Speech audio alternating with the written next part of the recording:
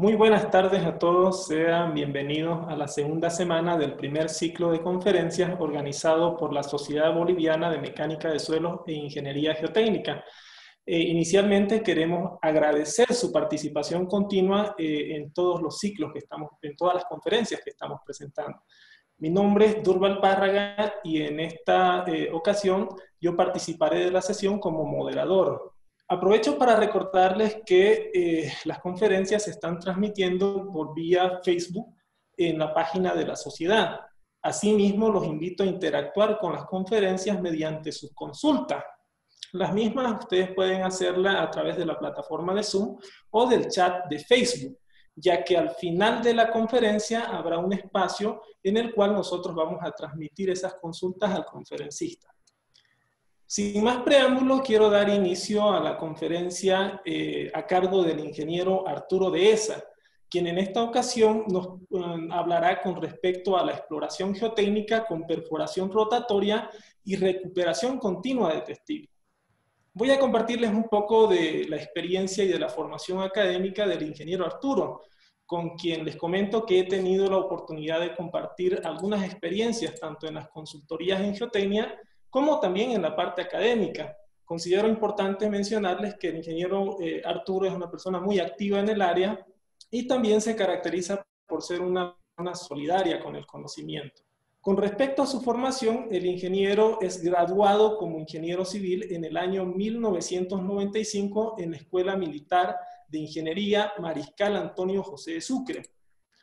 Cursó la maestría en Geotecnia e Infraestructura en la Universidad de Hannover, becado por el Servicio de Intercambio Académico Alemán, obteniendo el grado en el año 2003.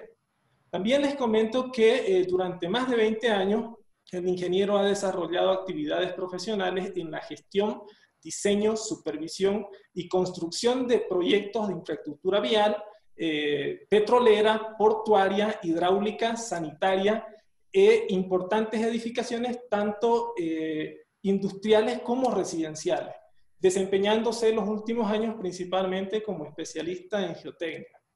También les comento que desde el año 2009 ha sido docente y asesor académico de programas de pregrado y de posgrado en las universidades como por ejemplo la Gabriel René Moreno, la Universidad Católica Boliviana, la Universidad San Francisco Javier de Chuquisaca, la Universidad Privada Boliviana, la Universidad Mayor de San Simón y en la Escuela Militar de Ingeniería. Ingeniero Arturo, muy buenas tardes. Inicialmente quiero agradecerle su participación como expositor en este ciclo de conferencias. Estoy seguro que su conferencia aportará mucho al conocimiento tanto de los estudiantes como también de los profesionales que nos están siguiendo mediante esta transmisión virtual. Ingeniero, no le quito más tiempo y le cedo tanto el espacio como la palabra para que dé inicio a su conferencia. Buenas tardes a todos, bienvenidos a la conferencia. Esta tarde quiero referirme a la exploración geotécnica con perforación rotatoria y recuperación continua de testigo, que es un método alternativo a los que hemos ido analizando. También hablar un poquito del contexto en el que es apropiado este método, así que sin más preámbulo voy a iniciar la presentación. Permítame un segundo, por favor. Ok, básicamente he organizado la presentación con una pequeña introducción que tiene que ver con aspectos teóricos. Perdón. La presentación de la técnica, que es la perforación rotatoria con recuperación continua de testigos, y he querido volcar también eso en una experiencia puntual en la ciudad de La Paz, que es una ciudad muy interesante para esta técnica porque presenta combinaciones de capas de suelos rígidos con bolones bastante grandes que pueden llegar hasta los 2 o 3 metros de diámetro, como nos había mostrado el ingeniero Saucedo el día viernes. Y es una forma interesante de ver cómo se aplica o cómo se utiliza la información que se ha obtenido a través de la técnica de exploración. Bueno, iniciando la conferencia, el proceso de análisis geotécnico tiene que ver con esos 3 componentes que estoy mostrando ahí, ¿no? El modelo de comportamiento que elija, que puede ser muy sencillo como una ecuación, o muy complejo como un modelo por elementos finitos, los ensayos de laboratorio que tenga disponibles como información, pero además también el ensayo de laboratorio tiene un componente interesante que es darme el respaldo teórico en la obtención de mis parámetros geotécnicos.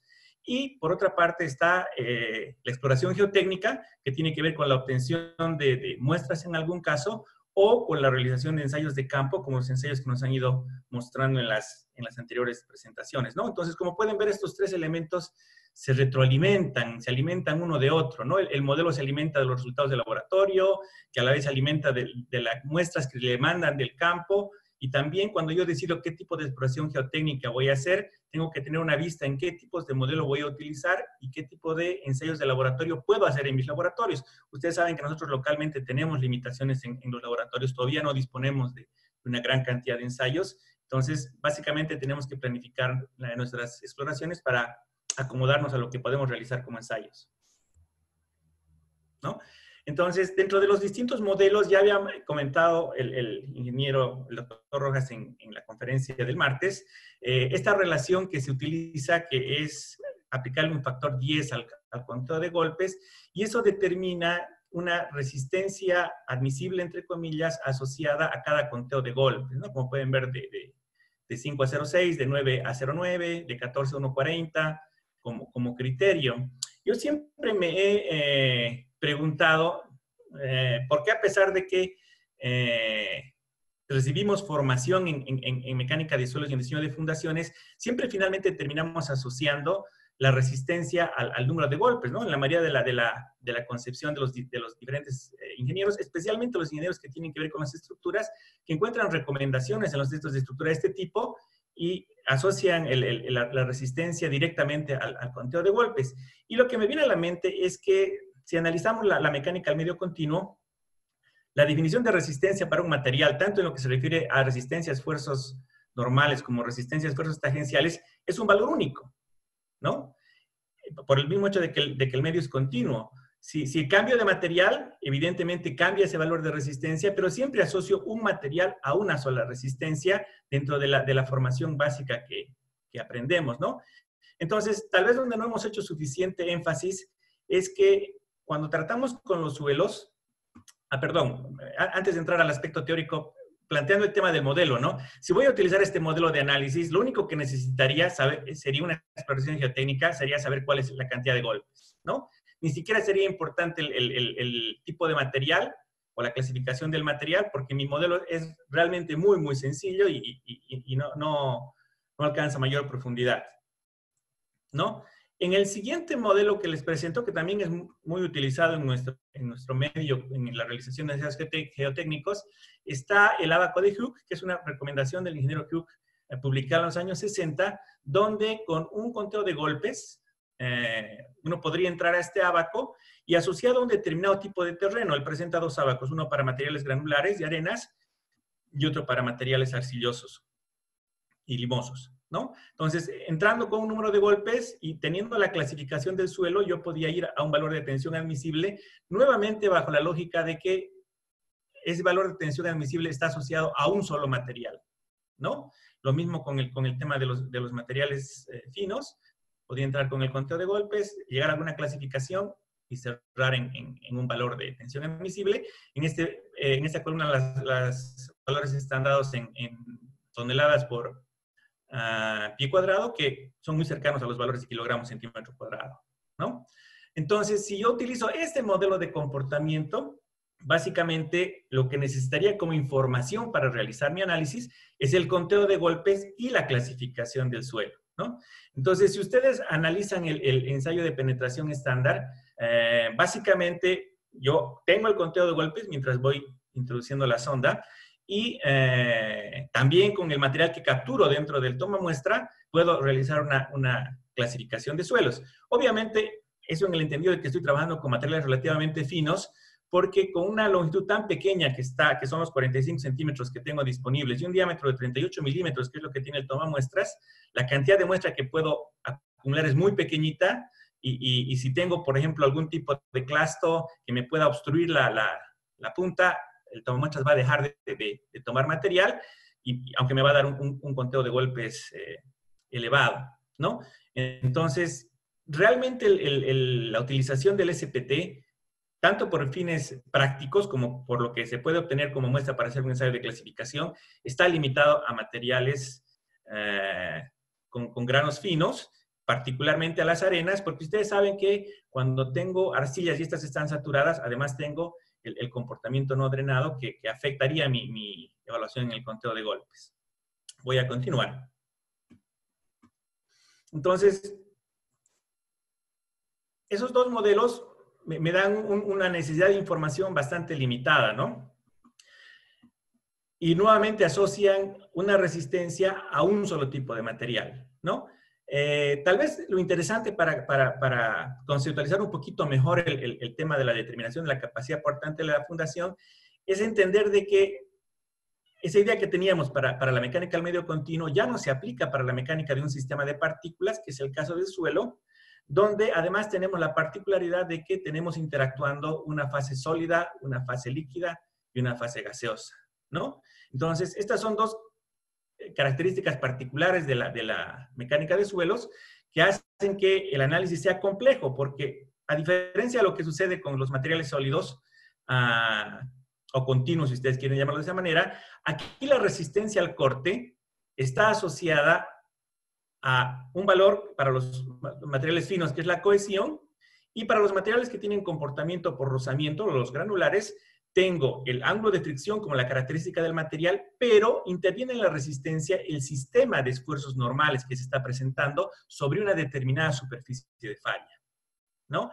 Entonces, esto es más complejo porque quiere decir que la resistencia al corte depende de las acciones en términos de esfuerzos normales que se estén desarrollando y de la orientación o la dirección de ese plano de falla, ¿no? Entonces eso nos introduce una complejidad y aquí es interesante venir a lo que decíamos ensayo de laboratorio. ¿Por qué? Porque es en la realización de los ensayos de laboratorio donde podemos aprender cómo se comportan los distintos tipos de suelos y qué modelos podemos asumir para analizarlos en ese contexto, ¿no? Hay muchos ensayos, pero he puesto como modelo el ensayo triaxial, que en general es el ensayo que me permite obtener mayor cantidad de información, tanto en términos de la capacidad de la resistencia del suelo al corte, como en términos de la deformabilidad, si se instrumenta adecuadamente el ensayo, para obtener también módulos de elasticidad y coeficientes de Poisson, ¿no?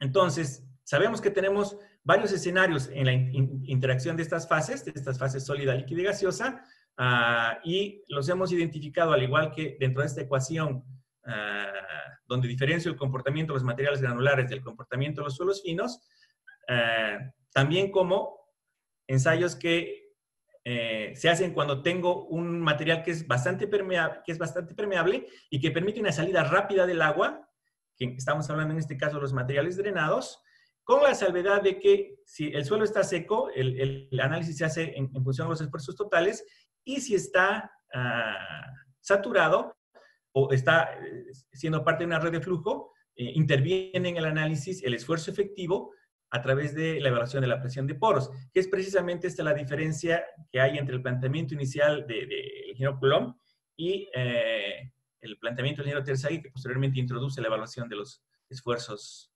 efectivos, ¿no? Entonces, tenemos el ensayo triaxial consolidado drenado que nos permite evaluar este comportamiento en ángulo de fricción y cohesión, pero además nos introduce al tema también de la dirección de la superficie de falla. Tenemos los ensayos triaxiales consolidados no drenados que nos permiten hacer evaluación de los parámetros en regímenes efectivos, o los parámetros bajo esfuerzo efectivo.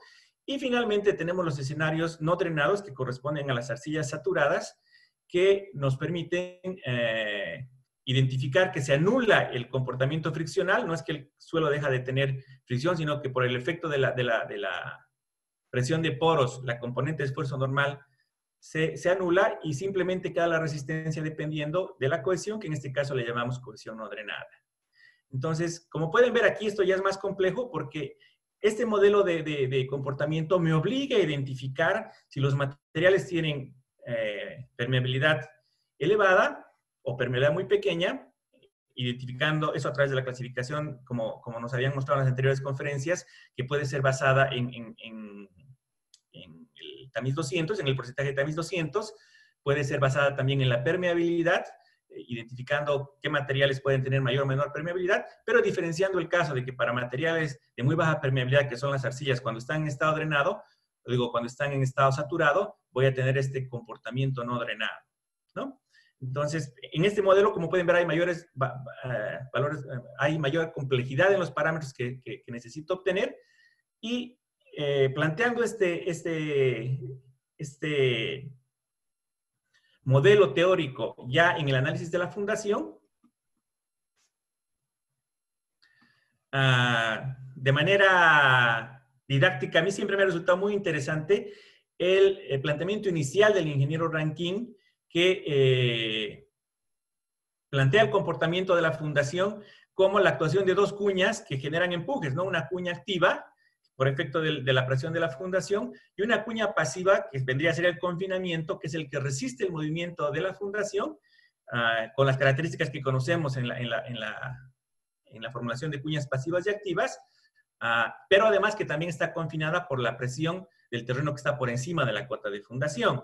Entonces, al igualar los empujes y despejar la presión que estoy buscando, que sería la presión que puede soportar la fundación, me encuentro con la ecuación de factores de capacidad de carga, ¿no? Y me doy cuenta de que finalmente los factores de capacidad de carga NC, N gamma y NQ, en realidad simplemente son una manipulación matemática de lo que son los coeficientes K sub A y K sub P, que representan este ejercicio de un empuje activo de un lado y de un empuje pasivo del otro. Y el otro valor agregado interesante en este análisis es que me permite saber que la profundidad de influencia del análisis depende del ancho de la fundación y del valor del ángulo de fricción del material, ¿no? Entonces, aquí tengo identificados dos elementos, una superficie de falla y los componentes que tengo que evaluar, que vendría a ser el ángulo de fricción para ver la geometría de la superficie de falla, y posteriormente ya en la aplicación de cada uno de los componentes de la ecuación, voy a evaluar el aporte de la cohesión, el aporte del comportamiento friccional del suelo y el aporte del confinamiento a través de la sobrecarga, ¿no?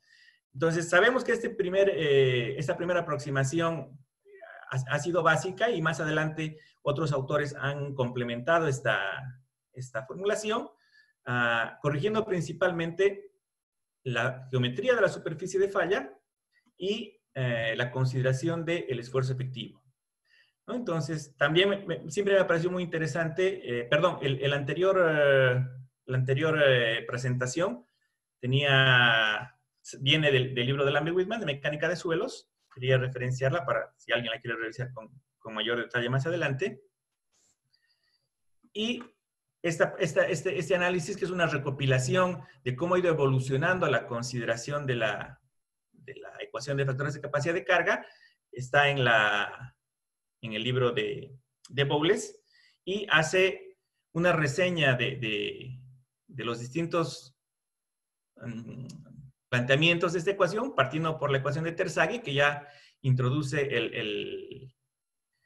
la consideración de la presión vertical efectiva, y además también nos introduce factores que nos permiten evaluar fundaciones continuas, fundaciones cuadradas y fundaciones redondas, que por esa geometría tienen distinto comportamiento, ¿no? Más adelante Meyerhoff introducirá otras correcciones que permitirán tomar en cuenta la carga vertical y la carga inclinada, y también el componente D de la profundidad, que básicamente al primer planteamiento que tenía Terzaghi, donde la superficie de falla terminaba en la cota de fundación, lo extiende y amplía la longitud de la superficie de falla y toma en cuenta también el aporte que habría por fricción y por cohesión sobre esta parte de la superficie, dando lugar a los factores de corrección por profundidad. Y bueno, igual haciendo algunas modificaciones en la geometría de la superficie de falla y en las consideraciones de acción sobre esta, Hansen y Basic hacen recomendaciones respecto a los valores que se deberían considerar en los factores, ¿no? En NC, NQ y N gamma, con algunas ecuaciones que ellos plantean. Sabemos también de que todo este planteamiento ya es prácticamente empírico, por lo tanto, ellos han calibrado sus sus ecuaciones en función a ensayos de campo realizados en sus respectivas investigaciones, ¿no? Esto simplemente con un marco de referencia. Nuevamente, ¿por qué traigo esta colación? Porque teniendo ya este modelo más complejo, me doy cuenta de la importancia de tener información en toda la profundidad de influencia, en este caso de la superficie de falla, y también me doy cuenta de que necesito, si es que voy a analizar a través de este modelo, que vendría a ser la ecuación de factores de capacidad de carga, tener la cohesión y el ángulo de fricción de los materiales, y en la evaluación del régimen de tensiones que está aplicado en el suelo, los pesos específicos del suelo, no tanto el peso específico que está por debajo de la cota de fundación, que viene expresado en esta parte de la ecuación, como el peso específico que está por encima, que es este Q sub 0, que representa el gamma del suelo que está por encima, multiplicado por la profundidad de la cota de fundación. ¿No? Sabemos que tenemos también, en este caso, que hacer la consideración del nivel del agua, ¿no? Que el nivel del agua puede estar hasta la cota de arriba, en cuyo caso tendríamos que trabajar con pesos específicos sumergidos o bajo flotación, también se los denomina de esa manera, o en su defecto también, si los materiales son arcillosos y están saturados, tendremos que introducir valores cercanos a cero al ángulo de fricción, lo que va a hacer que las superficies de falla tomen formas semicirculares y los factores de capacidad de carga se vean disminuidos también, ¿no? Entrando a un régimen no drenado. Entonces, bajo este nuevo modelo, ya necesitamos mucha más información. Estos modelos se plantean desde la formulación analítica todavía para un solo tipo de terreno, pero sabemos que en la realidad podemos además tener la complejidad de tener el terreno estratificado, por lo tanto voy a tener distintos valores para los distintos estratos, ¿no? Y eso nos genera un elemento adicional de complejidad. Adicionalmente, dentro de los modelos de comportamiento de las fundaciones, de determinar la resistencia última, también tengo que hacer una consideración sobre el asentamiento, ¿no? Y para evaluar el asentamiento, también es importante la profundidad de influencia de la carga, porque esa profundidad de influencia de la carga va a determinar, como está acá con la ecuación, el área que voy a tomar en cuenta para determinar este módulo de elasticidad, que es la relación esfuerzo de formación del suelo, y también a través de este ancho B, que es la raíz cuadrada del área, la profundidad de influencia, ¿no? Aquí tengo una relación que introduce un factor de forma y ese factor a la vez también evalúa la distribución de la disipación de la presión que nos está mostrando el gráfico para una zapata continua o infinitamente larga, donde, como sabemos, el comportamiento del valor de referencia que utilizamos, que es el 20% de la disipación de la presión que se pone en la fundación, se da más o menos a 3 veces la base de profundidad, en contraste con la zapata cuadrada, que tiene una distribución tridimensional, donde este valor de 20% se da entre 1 y 1.5 dB, ¿no? Eso es identificar esos valores, finalmente varios valores que yo voy a utilizar para definir qué tan profunda tiene que ser mi perforación.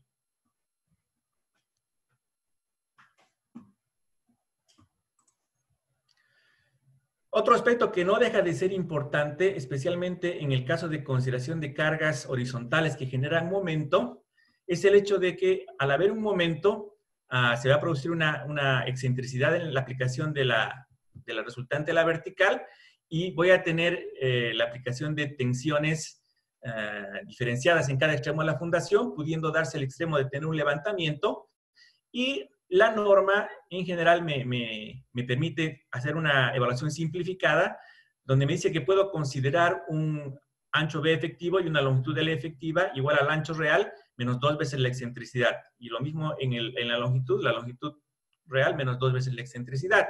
Esto nos pone en un escenario en el que, por las distintas combinaciones de carga que pueden haber en una estructura,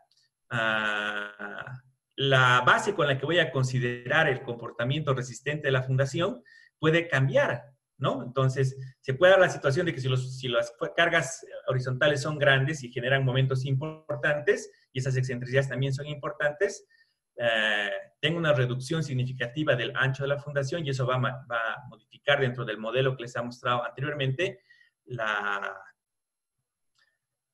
capacidad portante de la fundación y también va a modificar la forma en la que se distribuye el asentamiento en profundidad y va a cambiar el valor de asentamiento, ¿no? Entonces, eso nos introduce en un escenario de, aunque tengo una fundación que tiene un ancho físico B, voy a tener que ver en mi análisis también otros anchos que correspondan con el ancho efectivo en función de las combinaciones de carga que tenga y las excentricidades en las dos direcciones que se me produzcan sobre la fundación.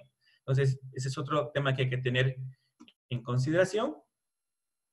Y bueno, finalmente, resumiendo un poco todo este conjunto de cosas que les he indicado, llegamos a un modelo que de manera integral analiza la capacidad portante de la fundación basado en la generación de una superficie de falla. En este caso se presentan dos líneas porque el análisis se está haciendo, como les decía, en un abanico de anchos. No se está haciendo en un solo ancho, que sería el real, sino que se está tomando en cuenta también posibles anchos inferiores efectivos por efecto de excentricidades, ¿no? Y como podemos ver en un sistema multiestrato, esta superficie de falla atraviesa varios terrenos, ¿no? Y eso quiere decir que para calcular la resistencia final, yo tengo que ver el aporte de las características de resistencia al corte de este terreno sobre esta parte de la geometría de la superficie de falla y analizar con otras constantes del terreno esta segunda parte de la superficie de falla que está dentro del segundo estrato, ¿no? Y el mismo efecto sucede cuando tengo el análisis del asentamiento. Aquí se está mostrando la distribución de la presión y cómo se va disipando en profundidad. Y como es lógico, para este segmento de tensiones voy a tener un E sub 1 acá arriba que me va a determinar un asentamiento 1 y voy a tener más abajo un E sub 2 que para esta distribución de tensiones adicionales me va a dar un S sub 2 y sumados ambos me van a dar el S de la fundación. ¿Por qué muestro esto? Y lo he querido plantear de esta manera, porque quiero mostrarles de que tanto la capacidad portante de la fundación como la capacidad por asentamiento o la evaluación del asentamiento, para este caso en particular va a depender de las propiedades de dos terrenos. Y no como habíamos indicado que concebíamos al principio bajo los otros modelos, como si cada terreno tendría que tener individualmente su resistencia, ¿no? Cada tipo de suelo. Entonces, como pueden ver, si analizo de manera integral el comportamiento de la fundación, tanto en la capacidad portante o la capacidad última, también podemos llamarla de esa manera, aplicando un factor de seguridad, como cuando analizo el fenómeno del asentamiento, es muy importante esta profundidad de influencia, ¿no? Lo mismo en este sentido. Y también es importante hacer el contraste entre los valores que obtenemos de resistencia admisible por capacidad última y los que tenemos por asentamiento. En este caso, este gráfico está generado por el software Footing de la firma alemana GGU, donde me presenta, basado en la forma de asentamiento o en análisis de asentamiento de acuerdo a los S de estos terrenos, las distintas presiones que me van a generar asentamiento, ¿no? Entonces, para esta fundación, que es un terreno bastante rígido, con 400 kilopascales voy a tener asentamientos del orden de medio centímetro, con 700 de 1 centímetro, con 800, con casi 1000 de 1.5, dependiendo del ancho de la fundación que se esté considerando, ¿no? Entonces, ¿cuál es la respuesta que se espera de un informe geotécnico? Evidentemente, la capacidad portante, que puede ser dada en términos de una capacidad de diseño. Ya el término admisible está fuera de uso en las normas de diseño que tenemos. Hablamos de capacidad de diseño. Y también es muy importante para los ingenieros estructurales que se les proporcione un módulo de balasto o un módulo de reacción, ¿no? Que a rigor debería ser la relación que hay entre la presión aplicada y el asentamiento, que es esencialmente lo que les está dando este cuadro para cada base, ¿no? En cada valor donde yo tengo un ancho de fundación, voy a determinar un asentamiento y voy a poder obtener la tensión que le corresponde. Bueno, en resumen, planteando este modelo, que es el que utilizamos normalmente como el método analítico de evaluación de la capacidad portante, voy a hacer un pequeño zoom.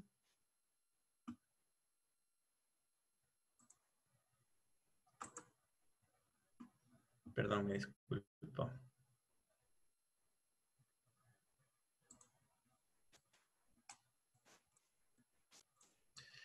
Finalmente, ¿qué valores se me piden o qué es lo que yo debería obtener a través de los ensayos que realizo? ¿No?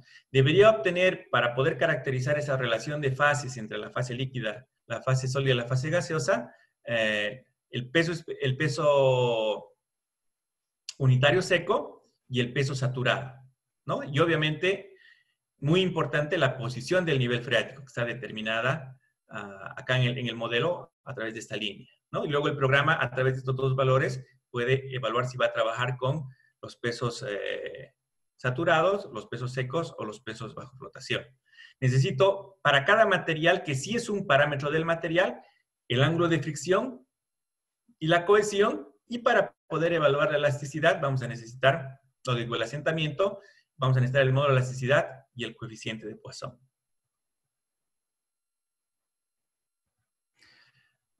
Volviendo un poco al tema del ensayo de laboratorio, eso era otro tema que quería comentarlo de esa manera.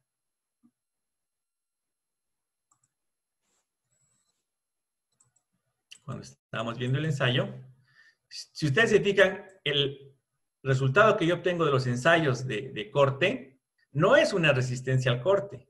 Lo que obtengo es un ángulo de fricción y una cohesión, ¿no? Y posteriormente, a través de la evaluación de las superficies de falla que se presenten, vamos a determinar la capacidad portante en algún caso o el empuje en el caso de tratar con excavaciones. Bueno, en el caso de los pilotes tenemos un escenario similar. La resistencia en punta va a estar planteada en base a distintas teorías, pero nuevamente necesito tener los valores de peso específico y de ángulo de fricción y cohesión en toda la profundidad de influencia y también en toda la profundidad en la que voy a evaluar la resistencia lateral, que también normalmente está asociada al esfuerzo horizontal y a un coeficiente de empuje horizontal, a la presión horizontal y un coeficiente de empuje horizontal, que voy a obtener también utilizando los parámetros de ángulo de fricción, normalmente a través de la relación de Jackie, ¿no? Entonces, nuevamente, en este modelo también es muy importante que la zona en la que se obtenga información durante la realización de los ensayos pueda cubrir toda esta área de influencia, ¿no? Tanto en los pilotes como en las fundaciones superficiales.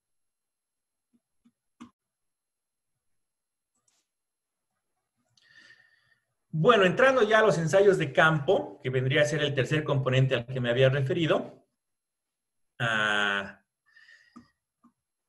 quería hacer una diferenciación aprovechando este gráfico de los ensayos que esencialmente son ciegos, o sea, que van midiendo valores.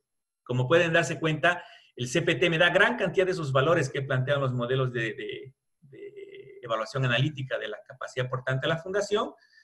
Me da el ángulo de fricción, me da la presión de poros, me da la cohesión, me puede dar una evaluación de densidad relativa, me da módulo de elasticidad, pero lamentablemente no tengo una muestra, o sea, no tengo un suelo que pueda ver y evaluar, y ese es un problema, ¿no? Porque al ser un dispositivo electrónico, también sus sensores necesitan ser calibrados y validados, y normalmente los equipos de calibración no están tan próximos a la realización de las obras, y los periodos de uso pueden variar de acuerdo a las condiciones de trabajo que vaya encontrando en sentido de la necesidad de calibración de los aparatos. Lo mismo con los dilatómetros, no obtienen muestra, los presurímetros tampoco obtienen muestra, los ensayos de veleta tampoco obtienen muestra.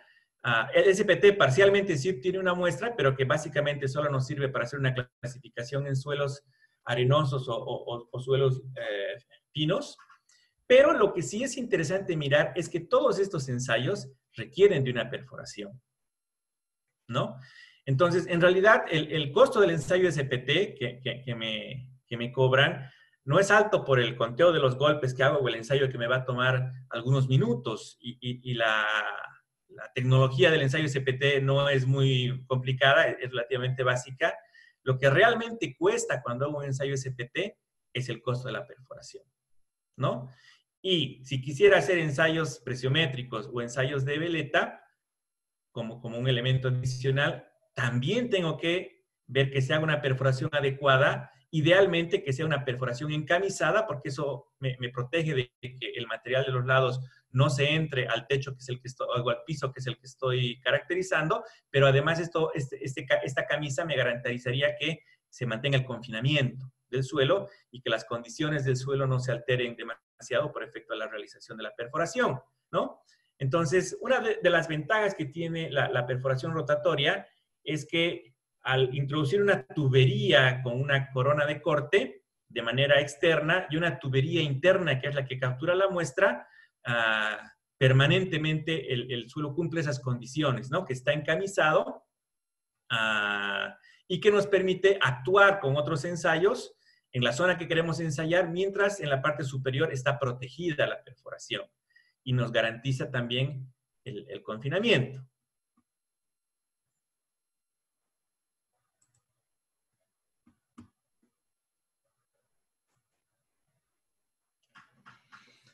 Obviamente la ventaja especialmente del ensayo CPT es la lectura continua de la información, pero he querido poner estas reseñas que son las recomendaciones del Reglamento de Diseño de Puentes del ASTO en su capítulo 10 de fundaciones, que me indica cómo debo usar los datos que leo de campo, de ensayos de campo, para su aplicación. Y en lugar de usar un modelo que me dice n/10 o usar el ábaco, estas relaciones están más acordes con el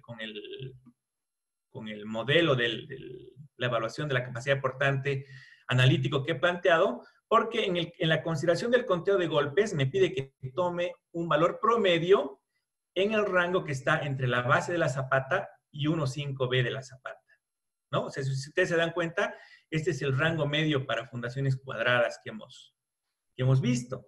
Entonces, de alguna manera, a través de esta consideración, estoy tomando en cuenta las posibles variaciones que puedan haber en la profundidad cuando yo vaya golpeando terrenos que puedan tener distintas resistencias o rigidez, ¿no? Por otra parte, la ecuación me toma en cuenta el ancho de la zapata, ¿no? Que también es una consideración del tamaño de la superficie de falla y cómo se desarrolla su geometría dentro del suelo, y también me toma en cuenta la profundidad para evaluar también el aporte al confinamiento, ¿no? Adicionalmente hay un factor que considera también la inclinación de la carga, pero ese es el planteamiento que, como pueden ver, es mucho más integral que simplemente decir el número de golpes dividido entre 10, ¿no? Pero, obviamente, para aplicarlo necesito la información en todo el desarrollo del área de influencia, tanto de la superficie de falla cuando estoy analizando capacidad última, como de la disipación de la tensión cuando estoy analizando asentamiento.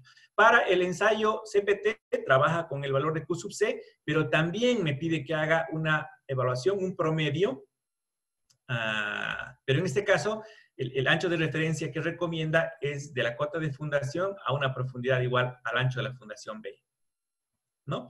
Entonces, como pueden ver, acá también tengo una relación que está tomando en cuenta, además de la lectura que hago en el material, una posible variación en profundidad de las lecturas, si es que atravieso más capas, la geometría y el tamaño de la superficie de falla y la presión de confinamiento, al igual que la inclinación de la carga. Y hay unos coeficientes que me permiten corregir también la presencia del nivel freático, tanto debajo de la cota de fundación como por encima de la cota de fundación, ¿no? Entonces, aquí tengo un escenario del uso de ensayos de campo que es un poco más integral y que analiza todo el fenómeno que he descrito en contraste con lo que les había mostrado al principio. Entrando ya a la perforación rotatoria como tal, la norma que regula el uso de esta técnica es la CTM de 2113 y en general me dice que describe esta norma el equipo y el procedimiento para la perforación usando rocas de diamante con la obtención de obtener núcleos. Habla de roca y de suelos resistentes que normalmente no pueden ser caracterizados por otros métodos, pero bueno, en realidad ya gravas con cierto tamaño de clastos impediría, por ejemplo, el uso del CPT, ¿no? O inclusive materiales finos de gran rigidez también dificultan su uso y depende mucho del peso del vehículo en el que esté el montado el equipo y capacidad hidráulica de sus componentes para ver hasta qué profundidad puedo llegar en suelos rígidos, al igual que los rangos de medición de los conos en punta, como principalmente, ¿no? En fricción lateral va a valer porque los valores son mucho más bajos.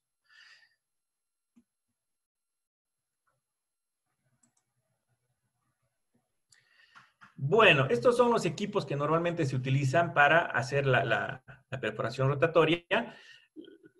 La característica que tienen es, al igual que otros equipos de perforación, tanto de pilotes como inclusive de perforaciones más grandes, tienen un mástil y en el mástil tengo una cabeza de rotación o un cabezal que se mueve sobre el mástil a través de una cadena o de una cremallera, lo que me permite combinar torque o rotación y presión, normalmente que se ejerce a través de la cadena o la cremallera, o tracción o levantamiento si es que utilizo los guinches que están encima de la torre y que descuelgan para poder levantar las herramientas o en algún caso sacar la tubería. Adicionalmente tengo una carcasa de protección y también tengo mordazas abajo que me permiten atrapar y soltar, de modo de que pueda ayudar en la metodología de perforación, que la vamos a ver un poquito más adelante. Acá tengo una foto del equipo, que es un equipo estándar intermedio, con dimensiones, en este caso, de altura de mástil de 8 metros, una longitud que debe estar alrededor de los 6 metros y un ancho que está en 1,90 m. ¿No? Aquí hay una vista de lado del equipo y igual muestra las condiciones en las que el equipo se plega para poder moverse de un lugar a otro. Y aquí, para ilustrar un poco mejor el procedimiento, he colocado un video que no es muy largo, pero que es mejor que lo que yo pueda decirles, así que lo vamos a colocar y voy a ir describiendo el procedimiento.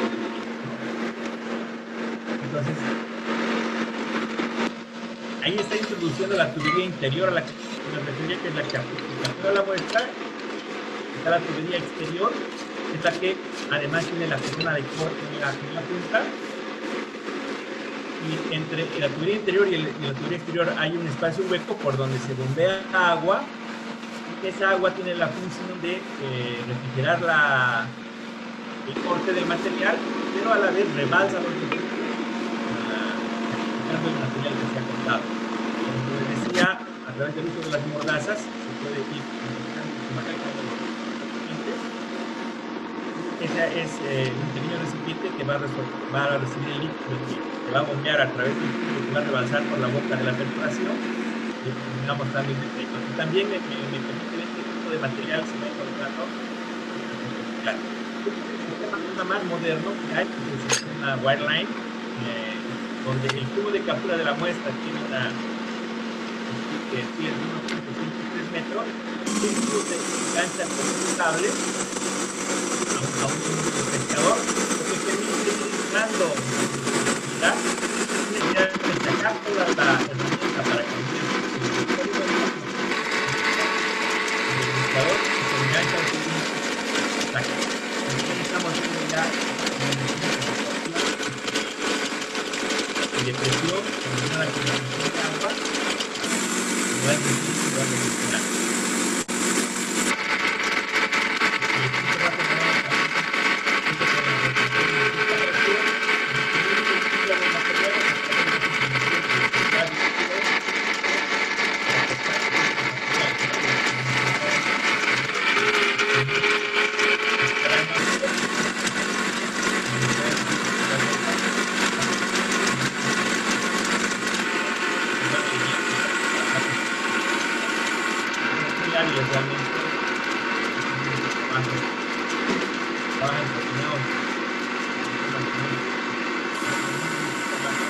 más adelante,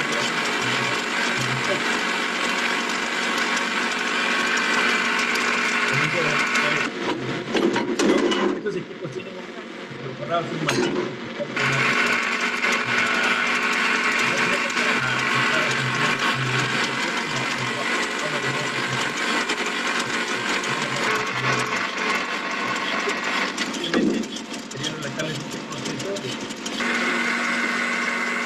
Toma de la muestra, como pueden ver, ahora van a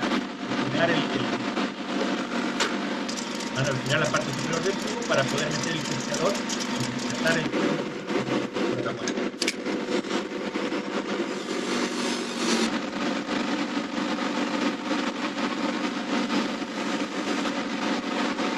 Este proceso se va repitiendo más y más. Normalmente, ingeniero Arturo. Perdón. ¿Sí? Por favor, si le podría bajar un poco al volumen de su video, no se logra escuchar su conferencia. Ah, perdón, mil disculpas. Yo tengo calibrado sonido y sí lo estoy escuchando. Muchas gracias, ingeniero. Ok, esperemos que así sea mejor. ¿Está mejor ahora? Sí, ingeniero, está muchísimo mejor. Ok, bueno, ahí está entrando el pescador, captura el tubo interior. En este caso, el sistema este es el de triple capa. O sea que además de la tubería externa e interna, tiene una tercera tubería que permite empaquetar o capturar el material y facilita la salida porque, como van a ver, le van a inyectar aire comprimido y como hay una tercera protección, una tercera funda, fácilmente se va a desplazar esa funda hacia afuera y se va a poder tomar la muestra. Lamentablemente hay muy pocos equipos en el mercado con este sistema triple. Normalmente en nuestro mercado, en esta etapa, se golpea el tubo interno y se va expulsando poco a poco la muestra.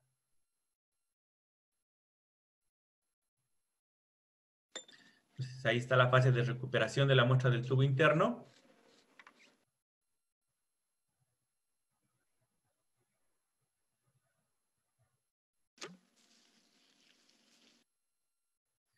Y esencialmente ese es el testigo que se recupera, ¿no? Como pueden ver, aunque es una muestra que tiene un nivel de alteración por el tema del corte, el mismo hecho de que el tubo interior sea flotante hace que mientras la tubería externa está girando y cortando, la tubería interna se mantenga como flotando y eso genera una menor perturbación sobre la muestra, ¿no? Entonces, inclusive yo puedo empaquetar esta muestra en tubos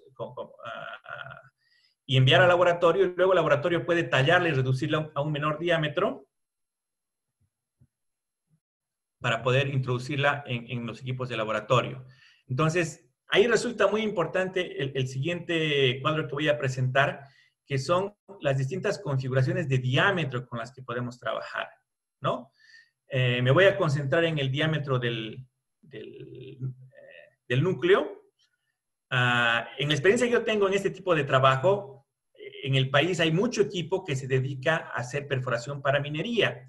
Y en la perforación para minería, ellos trabajan con diámetros relativamente pequeños, trabajan con BQ o NQ, que son diámetros de testigo de 36 milímetros y 47 milímetros, y en caso de tener que entrar en profundidades muy grandes, que ellos llegan a valores de 500, 600, 800, 1000 metros de profundidad, aún con esos equipos que están viendo, ellos hacen perforaciones telescópicas, ¿no? Empiezan con un diámetro más grande, que normalmente es el HQ, luego pasan al NQ y luego llegan al BQ, porque la cantidad de muestra que requieren es muy chiquitita para hacer el análisis mineralógico, que es el que ellos buscan obtener. Sin embargo, en geotecnia, nosotros necesitamos un diámetro de perforación que nos permita recuperar una masa representativa del material. Obviamente, si estoy perforando arcillas, donde el tamaño del grano es muy pequeño, o arenas, el diámetro fácilmente podría ser HQ, porque además se acomoda mucho mejor a mis equipos de corte directo de consolidación, ¿no? Inclusive podría para materiales finos trabajar con un valor de NQ. Sin embargo, para caracterizar materiales granulares con clastos un poco más gruesos, era importante introducir el PQ, y en nuestro mercado no teníamos PQ, y recién a razón del proyecto del teleférico que tuvo la exigencia para la segunda fase de que se trajeran equipos que pudiesen perforar en PQ, es que ya está disponible la posibilidad de tomar materiales en PQ. Entonces les voy a mostrar un equipo trabajando en el proyecto que voy a relatar más adelante, que es el de la Asamblea Legislativa. En este caso, este es un equipo un poco grande. La desventaja que se tienen con los equipos grandes es que tardan mucho en montarse y desmontarse. Y cuando yo tengo una campaña de exploración en espacios cerrados, donde tengo que moverme en la ciudad, por ejemplo, se hace complicado trabajar con equipos tan grandes. Resulta mucho más fácil trabajar con un equipo con el que les he mostrado en el video. Entonces, como ya sabemos, del material que se va extrayendo, haciendo ese cambio de tubería que les decía, donde cada 2 metros de perforación o 1,5 metros, que es lo que me toma el tubo interno, saco el tubo interno, puedo meter un equipo SPT para hacer ensayos SPT, que es lo que normalmente hacemos. Acá en el registro pueden ver cómo está el conteo de golpes del SPT. Puedo meter un CPT, ¿no? Perdón, puedo meter un tubo Shelby para tomar una muestra que denomine inalterada. Entonces, ahí sí sería necesario tener por lo menos 63 milímetros de diámetro en el interior en el tubo para meter un Shelby de 50 milímetros, o tener 79, que es lo que me proporciona el PQ, para meter un Shelby de 63 milímetros, si quisiera llevar muestras más grandes a mis equipos de laboratorio, ¿no? Otro factor muy, muy importante es el porcentaje de recuperación, ¿no? Sabemos que los materiales que están saturados, especialmente los finos, tienden a lavarse, o sea que resulta complejo obtener recuperaciones interesantes, y para eso normalmente los equipos de perforación o de exploración geotécnica por esta técnica introducen algunos polímeros en el agua para poder empaquetar, como ellos llaman, la muestra y poder rescatar mayor cantidad de muestra y tener mayor recuperación, ¿no? Siempre me he preguntado qué tanto afectan esos químicos al comportamiento del suelo, porque evidentemente trabajar con ellos y sin ellos modifica de manera importante el porcentaje de recuperación, pero lo que sí hemos intentado hacer es que, como su afectación normalmente es externa, tomar muestras con un diámetro relativamente grande, o tomar muestras de la caja en un diámetro relativamente grande, y luego tallarlas para sacar la parte exterior, que sería la que se vería más afectada por los polímeros. Bueno, y aquí tenemos las cajas donde se van colocando los materiales en distintas profundidades que se van marcando, y se va generando toda la columna litológica. Les mostraba este contraste para materiales finos, y en el legislativo, como les decía, hemos llegado a encontrar bolones. Estas dos cajas de acá se han perforado en 63 milímetros, lo que se denomina HQ, y estas dos cajas, como pueden ver, se han perforado en PQ con 79 milímetros.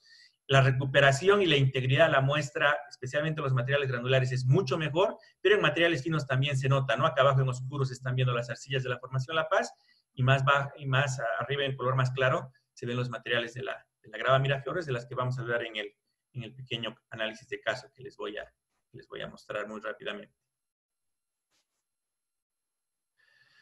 Bueno, y entrando a ese análisis de caso, el ingeniero Salinas nos decía el día miércoles pasado de que La Paz tiene una complejidad interesante, y es el mejor laboratorio, dada la combinación de materiales rígidos, muy, muy rígidos, con bolones tan grandes, combinados con arcillas, con niveles de filtración de agua muy importantes. Por eso es interesante, y es una recomendación siempre que vayan a planificar una campaña de exploración geotécnica, mirar la geología inicialmente, intentar entender los procesos de depositación del suelo para saber qué materiales voy a encontrar cuando haga la exploración, porque además tengo que planificar de qué peso va a ser mi máquina, porque si mis materiales son muy resistentes, necesito llevar equipos más pesados.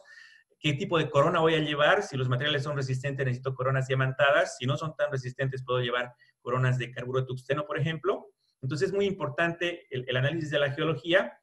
Y comentando un poquito sobre La Paz, que ha sido una ciudad bastante estudiada por lo complejo que es, aquí hay una relación de distintos ensayos que se han ido realizando sobre precisamente la geología de La Paz, que empieza con publicaciones de geólogos como Drobrini, Forbes, Conway, Bowman, Autal, Gregor y Troll, como pueden ver las fechas desde 1842 hasta 1935, como estudios geológicos generales, donde se describe la ciudad, y en estudios más específicos, Alfeld en el 45-46 o Alfeld en el 60, Droboboli en el 62.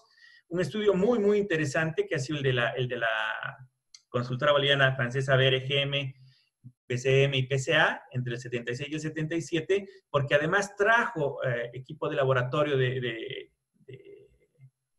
tecnología de punta para ese momento, y se quedó ese equipo en el gobierno municipal de La Paz, y se pudieron desarrollar ensayos. Es más, muchos de la información que está en este ensayo en función de parámetros de consolidación, por ejemplo, o de ángulo de fricción y cohesión, todavía siguen siendo referencia ante la poca disponibilidad de equipos de laboratorio que se tiene todavía en la ciudad, ¿no? Adicionalmente, sabemos que el gobierno municipal de La Paz ha desarrollado un mapa de riesgos cuya primera versión se ha dado en el año 2004, y a partir de ahí ha ido actualizándose con distintos criterios. Y este precisamente es el mapa que en esa época nos presentaba la consultora francesa boliviana, donde se caracteriza la geología de la ciudad, donde podemos reconocer principalmente en verde la cáscara o la costra donde se están fundando la mayoría de los edificios elevados, que constituye el Prado, Miraflores, precisamente se denomina Grava Miraflores, y algunos sectores en Irpavi y en Calacoto, en contraste con todo lo que son remociones en masa, que están en celeste, que son terrenos deslizados, y lo que está en café, que son depositaciones del terciario neógeno, que vendrían a ser las arcillas de la formación La Paz. Entonces, para entender un poco el tema, se maneja un esquemita del proceso de formación geológica, donde se dice que había un gran lago inicialmente, y que ahí se ha producido la depositación lacustre que genera la base del valle, que son las arcillas. Posteriormente eso se abre y empiezan a generarse cursos de agua que van generando una nueva topografía, un nuevo relieve en esta base, y a través de un proceso moreno-glacial se produce la introducción de la costra, ¿no? La costra esta que les estoy hablando, que vendrían a ser las gravas Miraflores, y posteriormente a lo largo del tiempo los procesos de deslizamiento y de flujos de barro y de torrentes de barro que han ido haciendo que el material lateral se vaya deslizando y vaya encontrando un nuevo equilibrio. Entonces, esencialmente lo que podemos decir es que este es el mejor terreno para construir, que son las gravas. Por debajo, si encuentro la formación La Paz en su depositación original, también es muy compacta y resistente, pero todo lo que son estas coloraciones celestes, que son los flujos de barro, los torrentes de barro, resultan muy, muy mal material, normalmente fino o gravas arcillosas, saturadas, que siempre tienen comprometida su estabilidad, ¿no? Acá está el mapa de riesgo del gobierno municipal, que es otra de las referencias que utilizamos. Y, bueno, comento este gráfico y este libro que se llama Experiencias Municipales del Valle de La Paz, que es del ingeniero Marco Maldonado, precisamente haciéndole un homenaje póstumo al ingeniero Maldonado.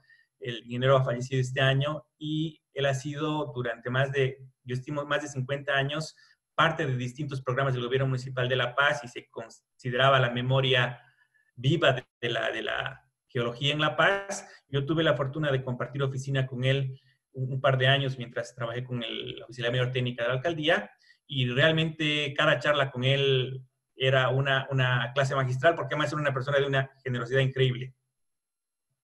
Bueno, y precisamente de este libro viene este esquemita que precisamente muestra lo que les digo, ¿no? La formación base de arcillas, este contacto, que además da fe de la ocurrencia de un fenómeno volcánico, porque es una cinerita, es una ceniza volcánica que se constituye entre la frontera entre ambos, y por encima esa morena fluoroglacial, que es la grava Miraflores, que a lo largo del tiempo se ha ido moviendo y se ha ido deslizando, además de este fenómeno de infiltración de agua que viene de la parte alta del alto o de la otra ladera, y que filtra hasta el contacto con la cinerita o con la arcilla, y luego fluye y va saliendo por donde, en vertientes, por donde puede, por donde alcanza una salida, ¿no? Entonces, esto genera una situación muy compleja en La Paz,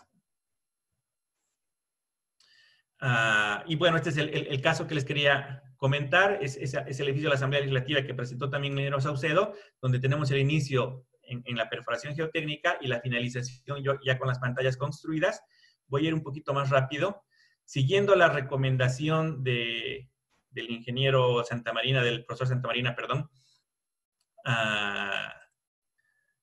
en el concepto, yo acostumbro siempre trabajar con una campaña previa de geofísica, normalmente de sísmica de refracción o sísmica pasiva, para tener una idea de la distribución de las capas y tener una idea de los valores de rigidez, porque eso permite planificar un poco mejor la campaña de exploración geotécnica. Este era el edificio que era el objetivo de ese trabajo, con los 5 sótanos que están ahí abajo, que era la excavación que se realizó. Y aquí están definidos los lugares donde, bueno, hay algunas imágenes del edificio y principalmente del edificio antiguo del Congreso, que ya tenía problemas de fisuras que están con testigos, y del otro edificio de lado, que es el Colegio Médico, que también, como pueden ver, es una construcción de adobe, donde le han puesto encima una construcción de ladrillo, ambos muy, muy complicados, pero afortunadamente el sistema funcionó tan bien que no recibieron mayor daño. La evaluación de la geología de la zona, siendo esta la ubicación del edificio, inicialmente creíamos que este color más oscuro marca las arcillas de la formación La Paz, y pensábamos que podíamos estar totalmente dentro de las gravas, como había sucedido con el Palacio de Gobierno, pero en nuestro caso justo caímos en el contacto, y eso se muestra inicialmente a través de estas líneas de sísmica que se hicieron.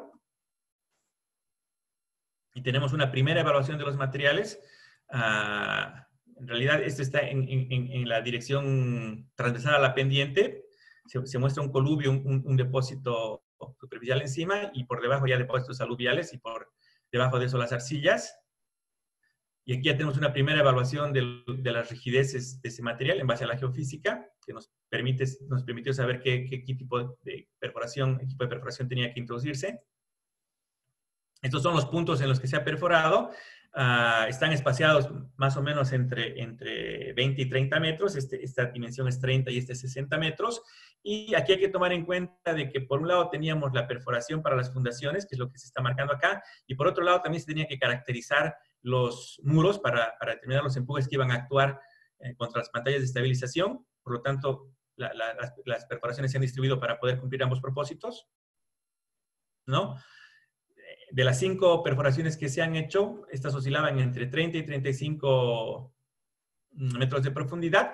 Se han hecho ensayos SPT, ensayos de clasificación, ensayos de contenido de humedad en las muestras que se han tomado, pero también se han realizado ensayos de corte directo, ensayos de consolidación en las arcillas, donde se han hecho también hidrometrías, y ensayos de peso específico y peso unitario, precisamente para poder determinar esos parámetros de fase, además de las líneas de refracción y de sísmica pasiva.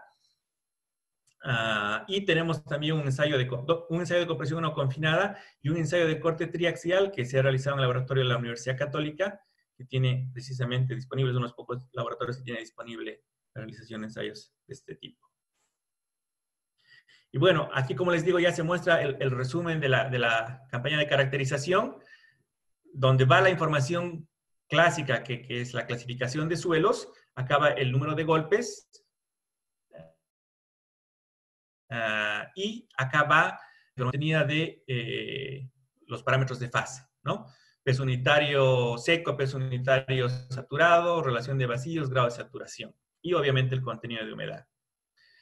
Y también acá se presentan los otros ensayos que precisamente se logran a través de la toma de las muestras, ¿no? Por eso digo, si lo que voy a pagar caro es la perforación, en lugar de hacer una perforación solamente para hacer un ensayo SPT o solamente para hacer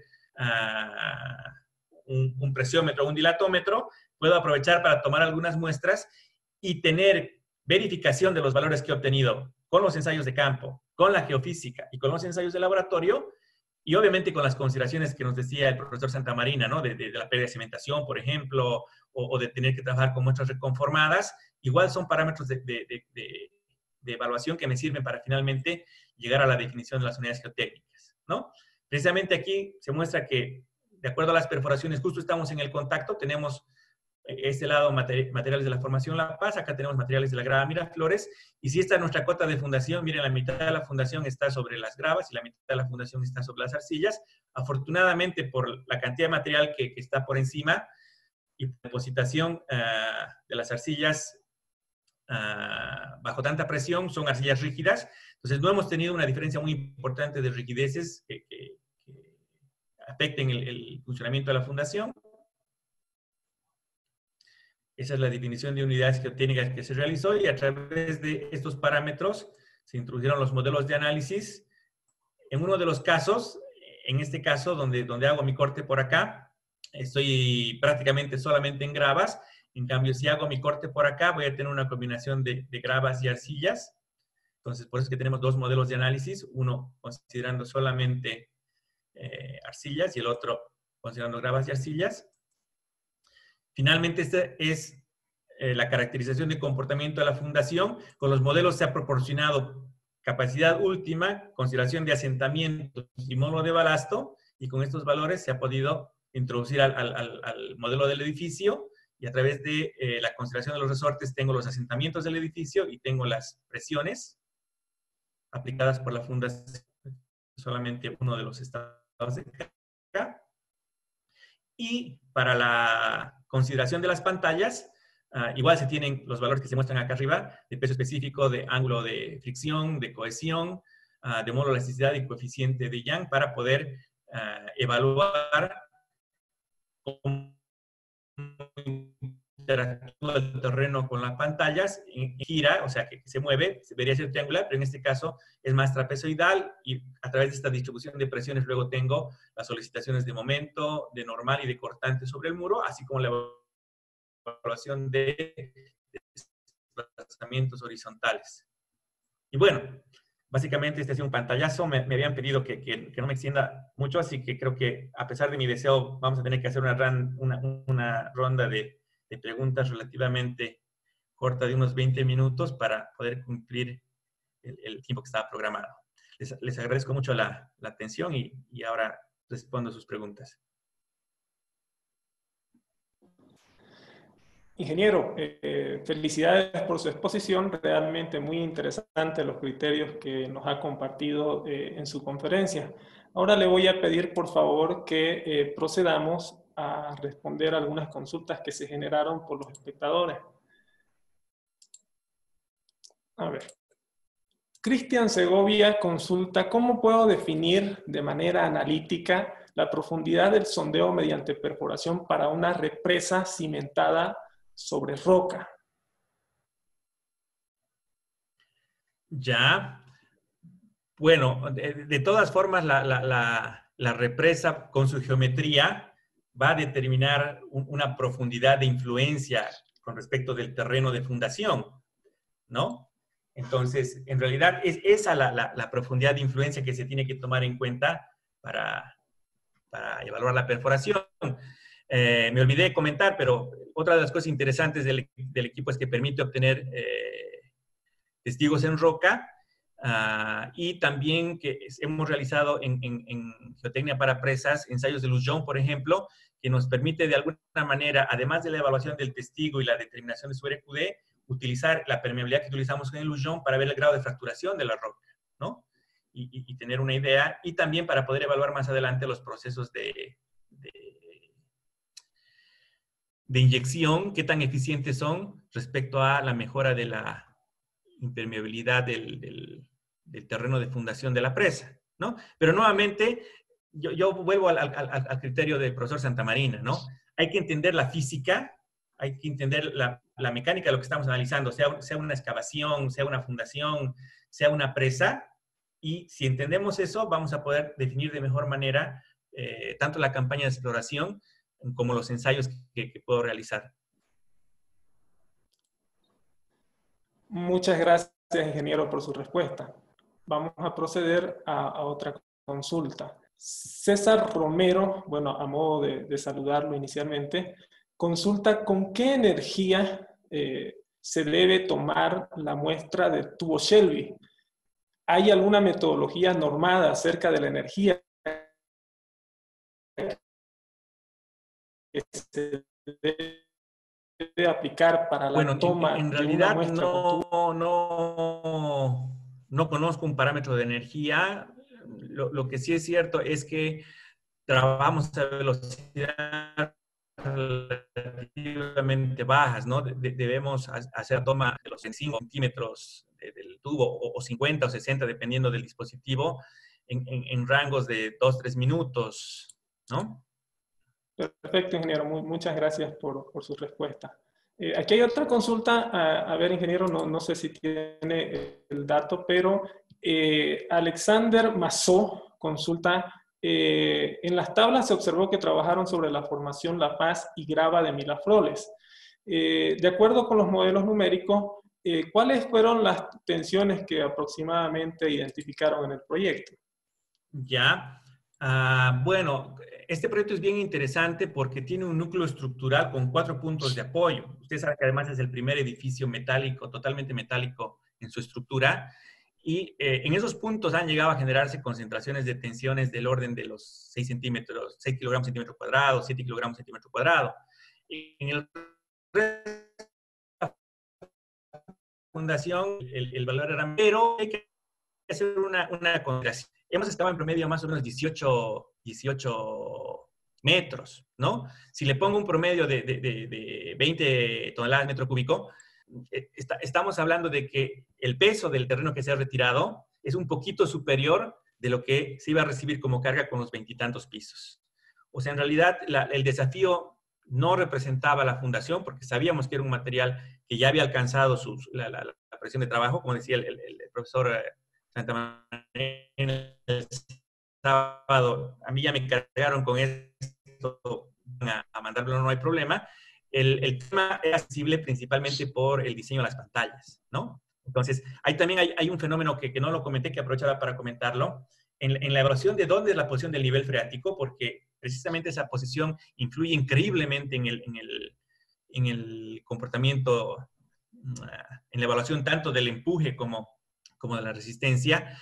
Teníamos el problema de que cuando tú perforas, el agua que viene por los lentes granulares se mete dentro de la perforación, más el agua que tú le introduces a la perforación. Normalmente cuando sacamos la herramienta le dejamos un tubo ranurado para poder usarlo de piezómetro, pero sin embargo la cuenca es tan grande que seguía aportando agua y seguía aportando agua y nos daba el nivel freático como si estuviéramos en el punto de contacto entre el material de la formación La Paz y la grava, ¿no? Pero sabíamos que eran aguas que estaban filtrando, o sea, que no era un agua, un nivel freático que afectaba las arcillas, sino que era agua de filtración que venía de la parte superior de la cuenca y que seguía entrando.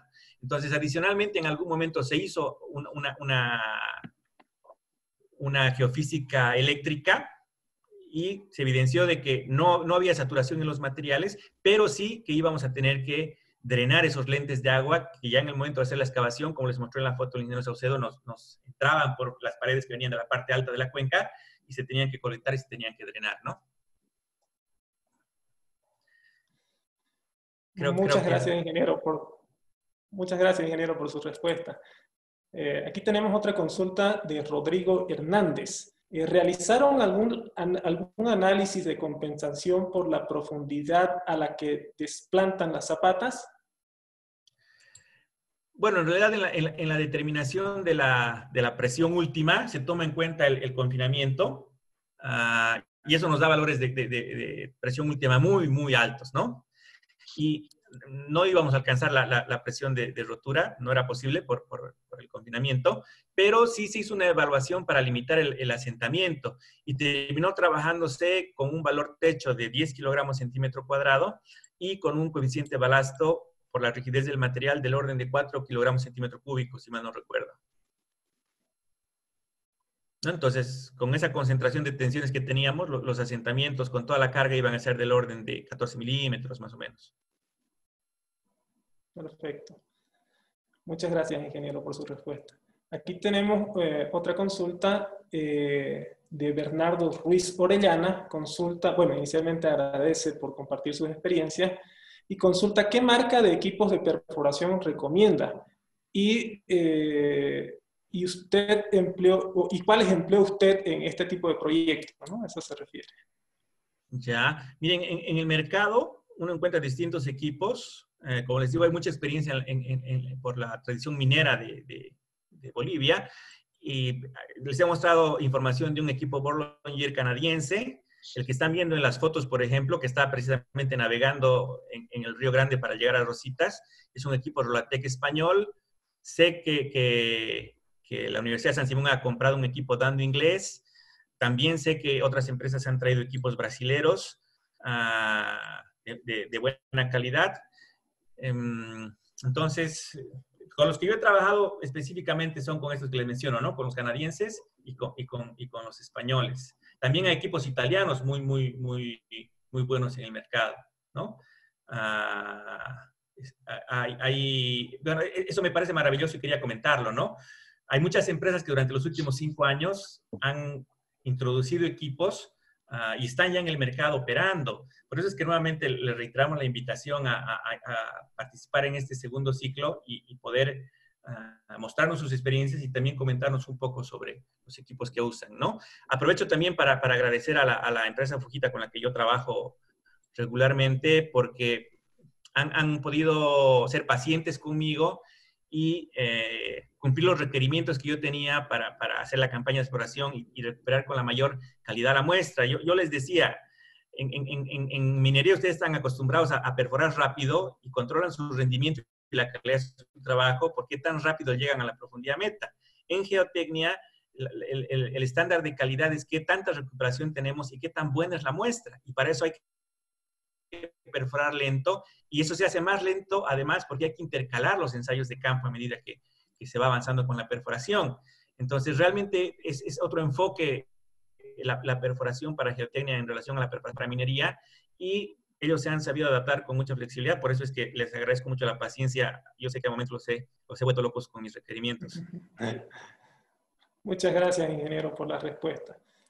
Aquí hay otra consulta interesante. ¿Cuál es su opinión referente al uso del agua en una perforación adiamantina y su efecto en la poca o nula recuperación de muestras de suelo? Bueno, no puedes perforar sin agua, lamentablemente, porque hay que refrigerar el corte, ¿no? Es más, uno de los problemas logísticos más grandes que hay es la cantidad de agua que se necesita. Si no tengo agua en el terreno, o sea, si no hay nivel freático en el terreno y mi terreno está seco, hemos llegado a utilizar hasta 8 o 9 metros cúbicos de agua por metro.